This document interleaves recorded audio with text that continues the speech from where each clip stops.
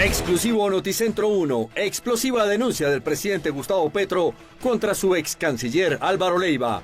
Lo menciona en el atentado contra Miguel Uribe, lo acusa de legitimar a Iván Márquez, lo responsabiliza por el lío de los pasaportes y dice que pidió puestos para su hijo.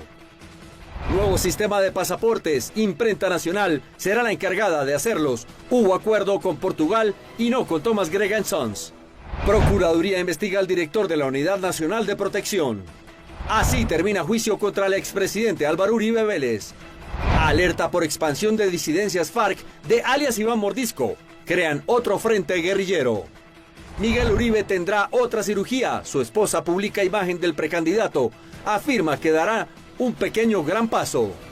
Hospital que divulgó historial médico de Shakira recibe una dura sanción económica. Los detalles en las noticias del entretenimiento. Noticentro 1 conoció en exclusiva el documento que presentó la defensa del presidente Gustavo Petro ante la Fiscalía contra el ex canciller Álvaro Leiva. En este documento, la defensa menciona a Leiva en el atentado contra Miguel Uribe. Además, lo acusa de legitimar a Iván Márquez y lo responsabiliza de los líos en el contrato de los pasaportes para los colombianos. Esta es la explosiva denuncia conocida por Noticentro 1 del presidente Gustavo Petro, en la que pide que la Fiscalía investigue a su ex canciller Álvaro Leiva por 5 delitos. Para la defensa del expresidente, Leiva buscó una ruptura institucional que se originó desde el contrato de los pasaportes y responsabiliza al ex canciller por los problemas derivados de la contratación.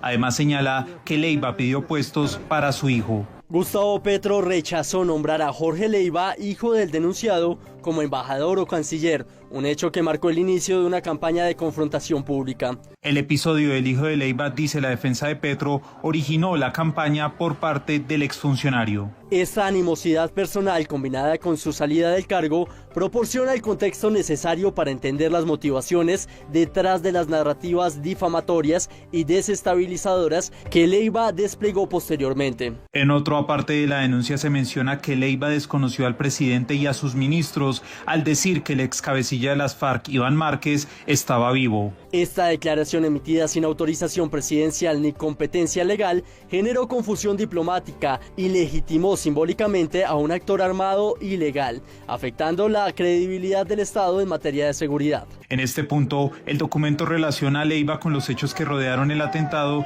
contra Miguel Uribe. La coincidencia temporal del atentado al senador Miguel Uribe Turbay el 7 de junio de 2025, perpetrado por una disidencia de las FARC vinculada a Iván Márquez, refuerza esta posibilidad, sugiriendo que las declaraciones de Leiva pudieron contribuir a la legitimación simbólica de actores armados. En la denuncia señalan que además de las reuniones en Estados Unidos, el ex canciller Leiva ejecutó una campaña contra el gobierno. Leiva inició una campaña estructurada, progresiva y concentrada con propósitos desestabilizadores. Las graves acusaciones del presidente serán analizadas por la Fiscalía.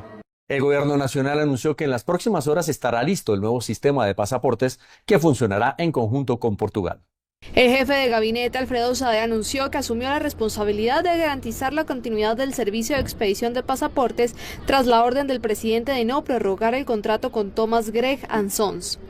Sade afirmó que el nuevo modelo diseñado en conjunto con la Imprenta Nacional y el gobierno de Portugal estará listo en las próximas horas. Su rol será el de articular las entidades competentes. La orden que yo recibo es del señor presidente de la República como articulador para este proceso, y es lo que él me ordena, que busquemos la manera de que avancemos y articulemos entre la Imprenta Nacional y Portugal, y en las próximas horas estaremos firmando con Portugal.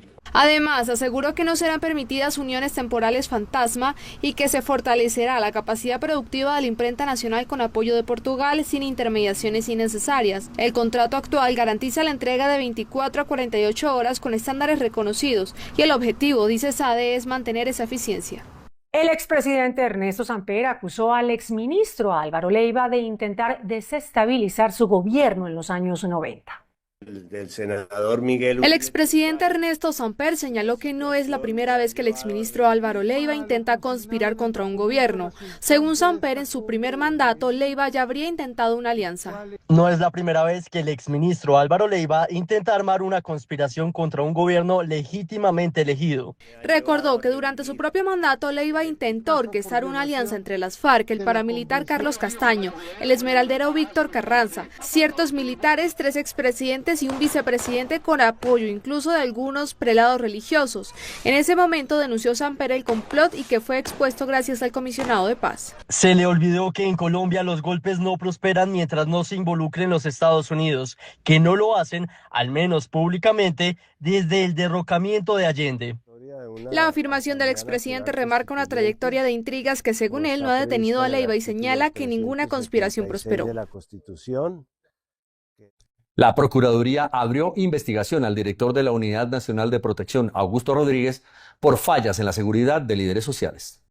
El director de la UNP, Augusto Rodríguez, será investigado por la Procuraduría por posibles irregularidades en la protección de líderes sociales.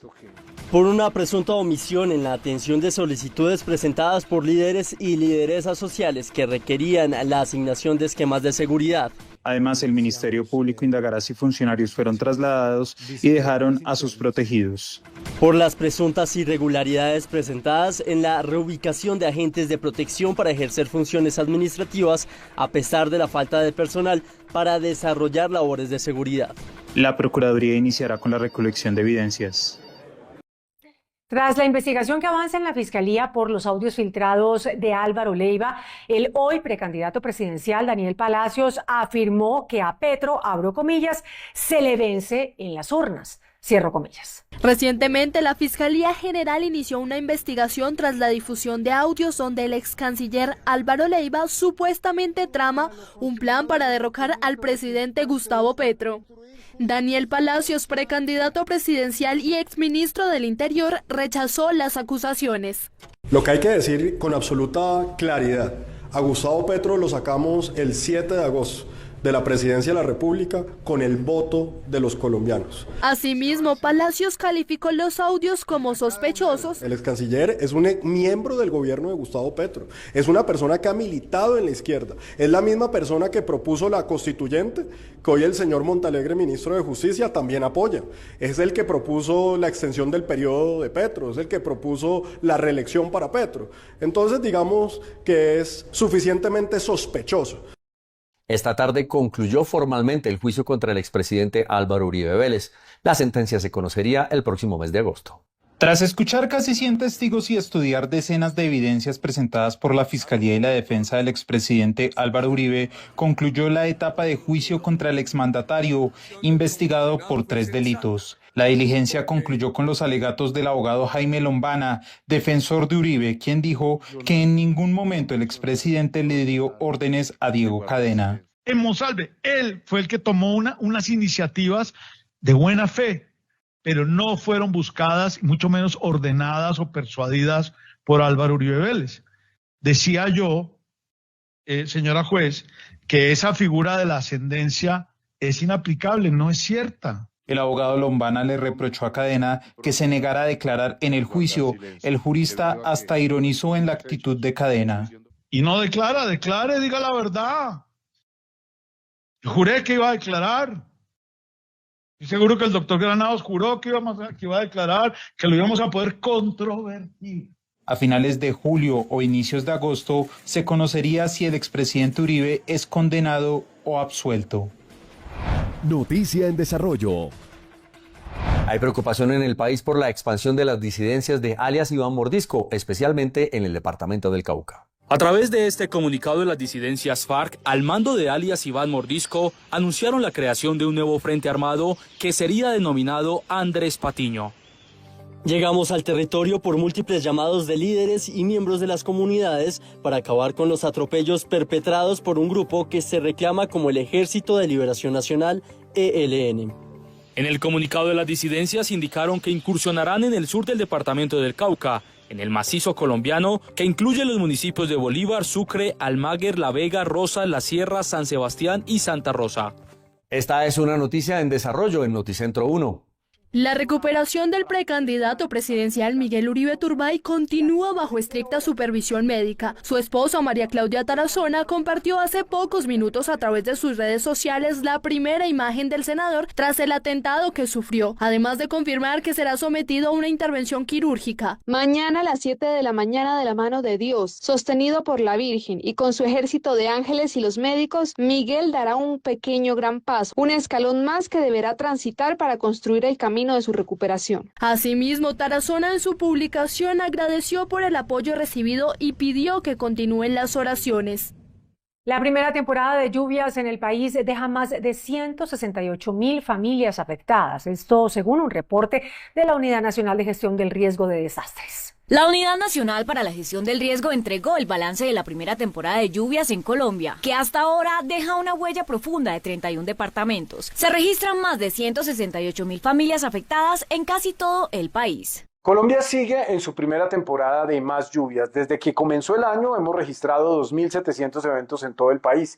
Esto ha tenido afectaciones en 754 municipios de 31 de los 32 departamentos de Colombia. Estas afectaciones han sido directas sobre cerca de 168.000 familias, es decir, que casi la totalidad de la nación ha tenido afectaciones. Los departamentos que han sufrido más por estos fenómenos han sido en su orden Huila, Cundinamarca, Antioquia, Tolima y Caldas. Ante este panorama, Gestión del Riesgo entregó ayudas humanitarias y maquinaria en varias regiones del país. Sin embargo, la alerta del IDEAM es clara. A lo largo del territorio nacional tendremos lluvias con eventos intensos. Ante las persistentes lluvias, las autoridades reiteran el llamado a tomar medidas preventivas, especialmente en zonas de riesgo. Tras superar la sequía de 2024, los embalses que surten de agua a Bogotá y a una parte de Cundinamarca recuperaron sus niveles históricos. El alcalde de Bogotá, Carlos Fernando Galán, informó que el sistema de abastecimiento de agua Chingaza, principal fuente hídrica de la capital, ha logrado superar el 80% de su capacidad. Hace más de 1000 días el sistema no llegaba a tener un 80% en su capacidad, desde más o menos agosto del año 2022, y desde noviembre del año 2021 el embalse de Chuza no estaba en 80%. Entonces es una buena noticia. El mandatario destacó que el aumento en los niveles del embalse se debe principalmente a las recientes lluvias. Así funciona el sistema. Es decir, el sistema no se va a llenar si no es por lluvias, si no es por afluencias de los ríos y las quebradas que le llevan agua al sistema. ¿Qué es lo que pasaba y lo que logró el racionamiento? El racionamiento lo que logró fue que la velocidad de caída del sistema, cuando no estaba lloviendo, fuera menor. O sea, que cayera al nivel más despacio, que durara más el agua que teníamos ahí. Cabe mencionar que hace 3 meses se levantó el racionamiento y los niveles de agua que ahora presenta el sistema Chingaza otorgan mayor seguridad en el abastecimiento de agua para la ciudad. La Defensoría del Pueblo exige al Gobierno Nacional atención urgente al Guaviare tras el hallazgo de una fosa común con 8 cuerpos de líderes asesinados.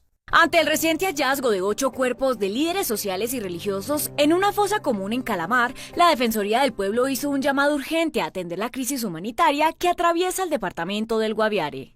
Los hechos que se han presentado durante este año en el Guaviare son consumaciones de la alerta temprana 01-2025 que advirtió sobre la creciente disputa territorial entre las disidencias de la línea de Mordisco y las de Calarcá.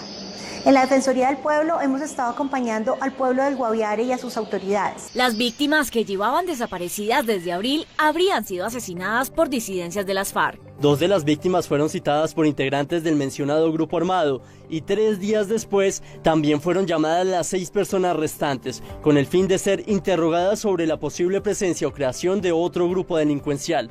Días después, las 8 personas habrían sido trasladadas a un predio abandonado. Además de las confrontaciones, las lluvias y el desplazamiento agravan la crisis humanitaria en la región. La Unidad de Gestión del Riesgo han anunciado el ingreso de alimentos y bienes y servicios básicos, pero en general, hasta el momento, no se ha concretado. La Defensoría pide medidas urgentes. El presidente Gustavo Petro condenó el asesinato de líderes sociales y religiosos en Calamar, Guaviare, que fueron encontrados en una fosa común.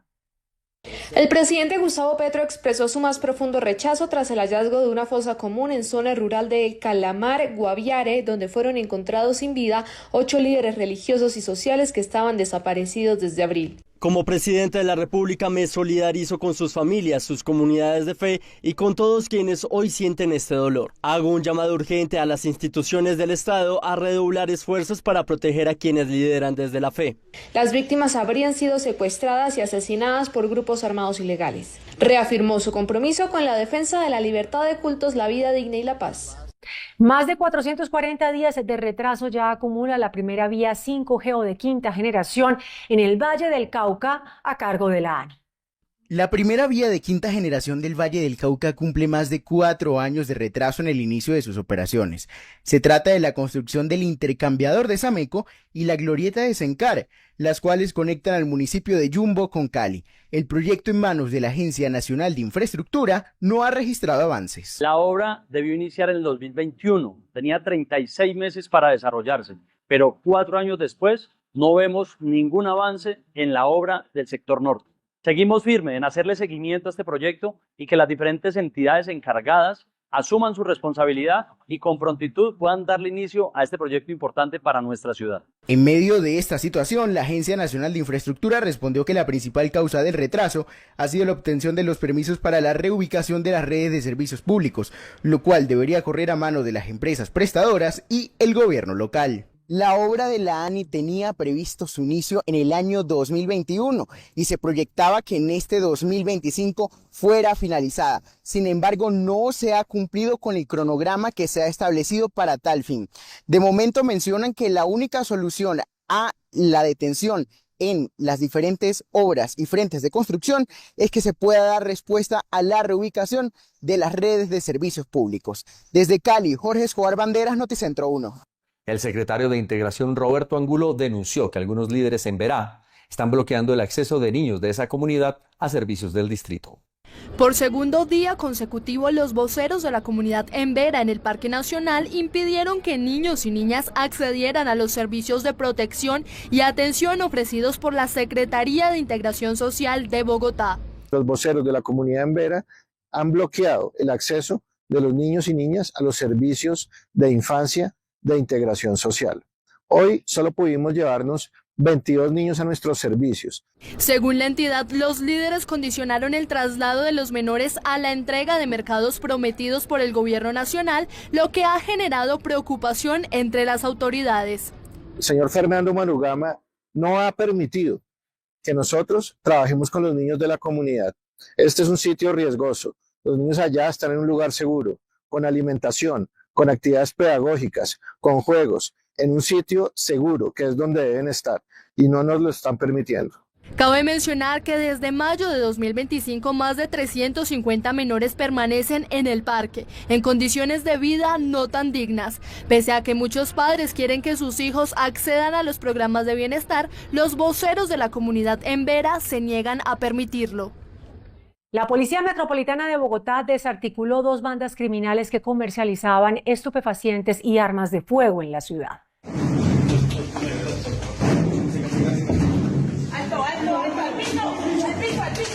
La Policía Metropolitana, en coordinación con la Fiscalía, desarticuló 2 peligrosas bandas dedicadas al microtráfico en el sur de la ciudad, los Cameruza y los Yeyos. En total fueron 40 capturados, 30 hombres y 10 mujeres. Gracias a esta operación logramos precisamente golpear estructuras que se dedican a eso que la Oficina de las Naciones Unidas reportó como uno de los motores de la violencia en el mundo y particularmente en nuestro país, que es, repito, el tráfico de estupefacientes. Los Cameruza vendían drogas cerca de los colegios y usaban perros con chalecos para camuflarla.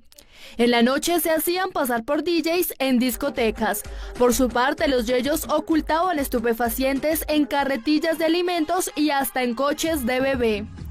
Utilizaban armas de fuego en las diferentes localidades para ejercer el control del estupefaciente. y generaron homicidios y lesiones a los otros grupos o personas que querían también expender.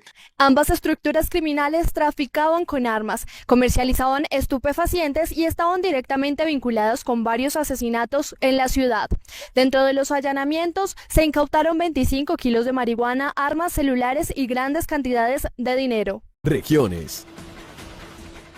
Las autoridades intensificaron los operativos en el sector de La Parada en Villa del Rosario, en zona de frontera con Venezuela, tras el aumento de los actos delictivos. Bueno, me encuentro aquí en el sector de La Parada Villa del Rosario, donde hace algunos días se dio la captura de 17 integrantes de una banda criminal. Hoy la Policía Nacional sale a hacer un operativos que se realizan diariamente, por supuesto para mitigar la inseguridad aquí, en esta zona de alto riesgo. En uno de los puntos más calientes de la frontera colombo-venezolana, donde miles de personas cruzan a diario en busca de oportunidades o escapando de la crisis, la Policía Nacional desplegó un operativo estratégico en La Parada, municipio de Villa del Rosario, liderada por el teniente coronel Carlos Payome.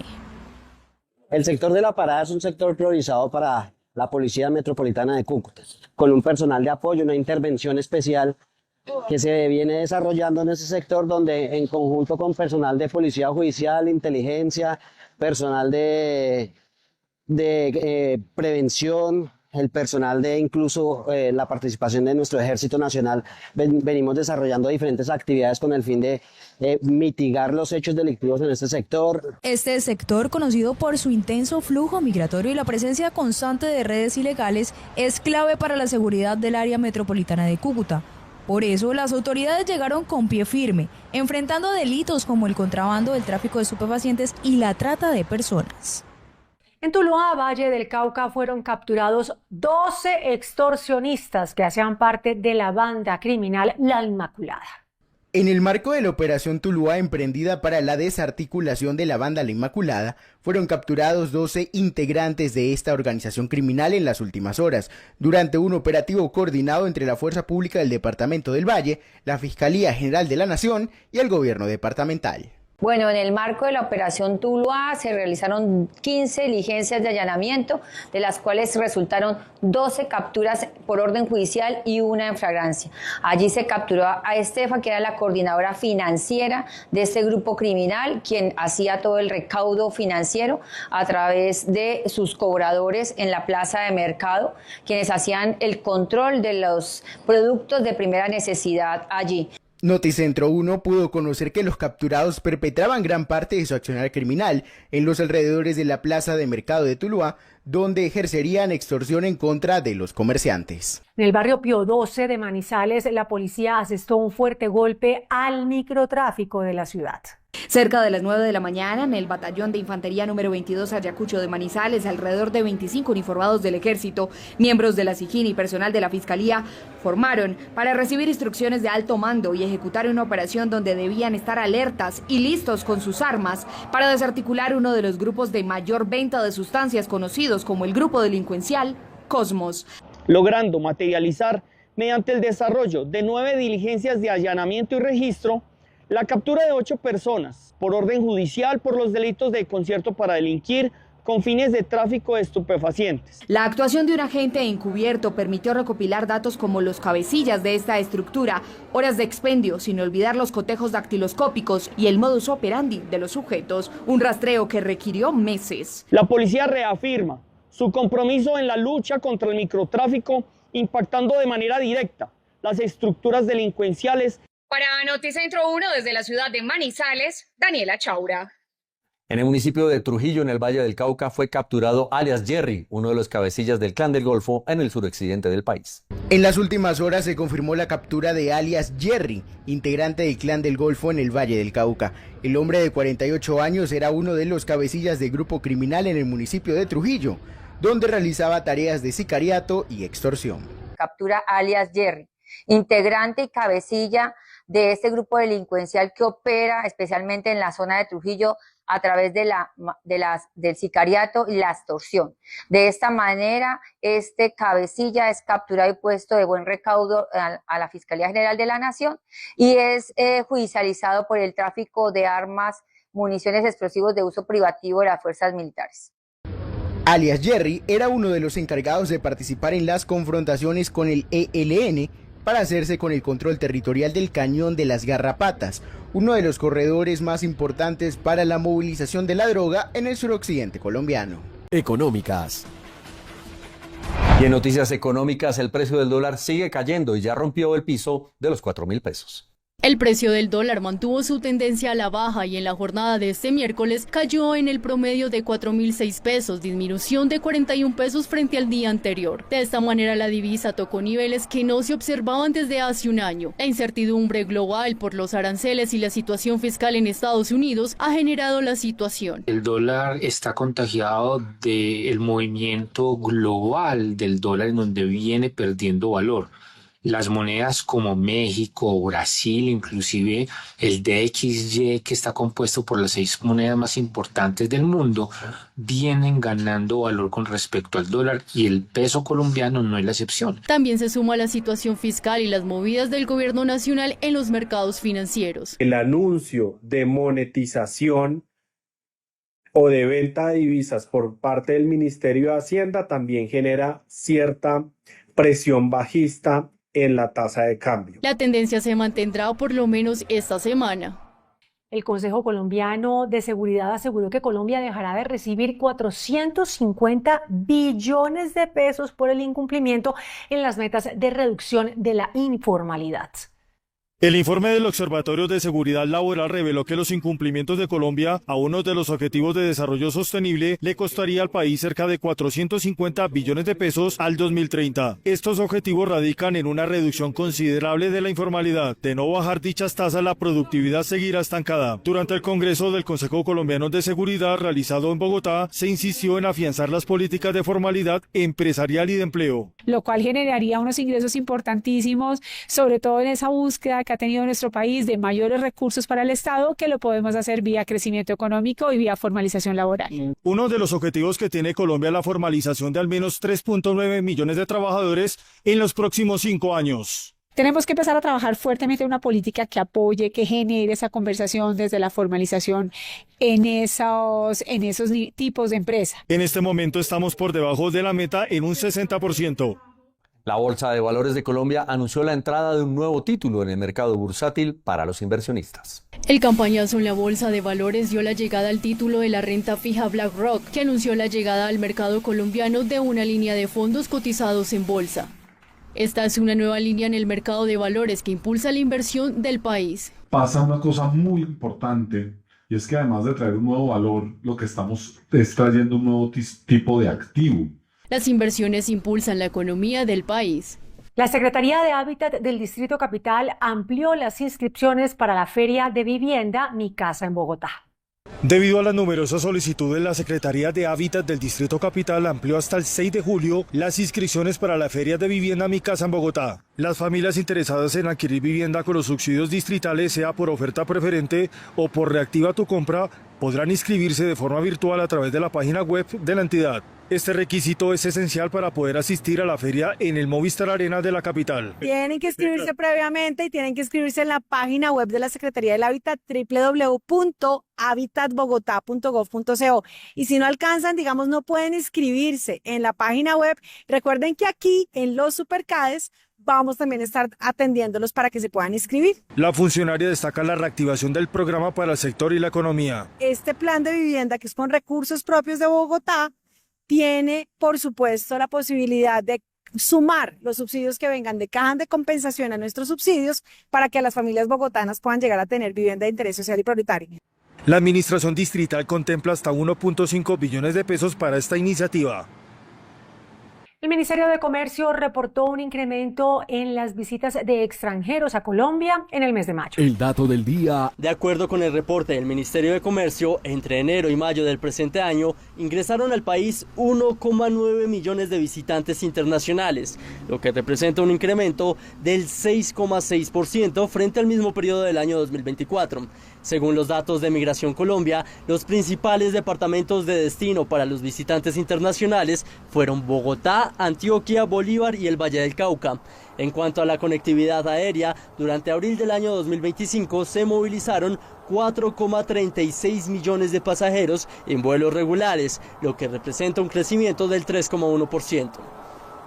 En Noticentro 1 es la hora de los indicadores económicos. La tasa representativa del mercado que regirá para mañana jueves será de 4.006 pesos con 46 centavos. Los profesionales del cambio compran la divisa en promedio en 4.030 pesos y la venden en 4.080 pesos. Un euro cuesta 4.736 pesos con 60 centavos. La libra de café en Nueva York se cotizó a $2 con 91 centavos. El precio interno se cotizó a 2.300.000 pesos la carga. El barril de petróleo WTI se cotizó en $67 con 42 centavos. La referencia Brent para Colombia se cotizó en $69 con 15 centavos. El índice de capitalización de la Bolsa de Valores de Colombia subió 0,14% a 1.693 puntos. La clínica Delgado Auna de Lima, donde estuvo internada la cantante colombiana Shakira en febrero tras presentar un cuadro de dolor abdominal, fue sancionada por la Superintendencia de Salud del Perú con una multa de $190.000, unos 759 millones de pesos colombianos, por haber divulgado el historial médico de la artista en ese momento.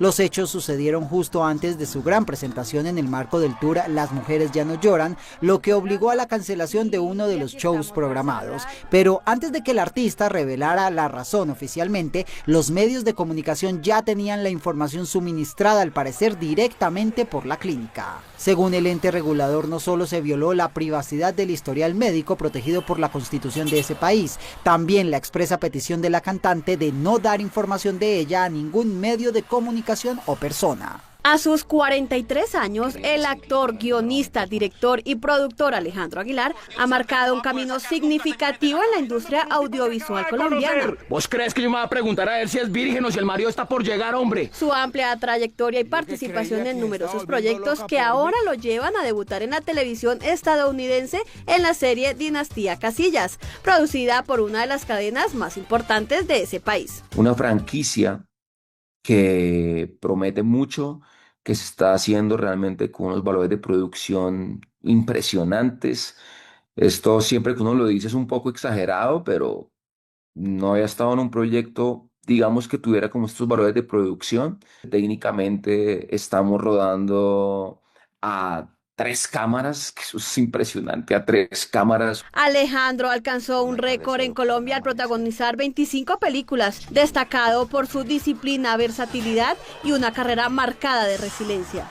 En mi caso he sido un privilegiado que he podido abrirme un camino en el cine y hacer 2 a veces. Este año yo ya hice 2 películas, La Ley de Murphy y Juanse. Y termino este proyecto y llego a rodar a Ecuador con Patricio Montaleza, Palenque. Entonces eso es un privilegio que me ha dado la vida. El camino no ha sido fácil y en más de una ocasión le ha arrancado lágrimas a Alejandro.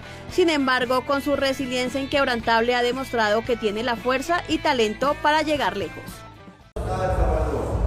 Aunque más de 15.000 kilómetros separan a Argentina de Kazajistán, estos dos países están unidos por estos días gracias a uno de los íconos culturales más importantes del país suramericano, el tango. En el país asiático, antiguo integrante de la Unión Soviética, han cobrado popularidad los salones de baile, donde algunos profesores nativos y otros visitantes le enseñan a los locales algunos de los pasos con los que se baila este género musical.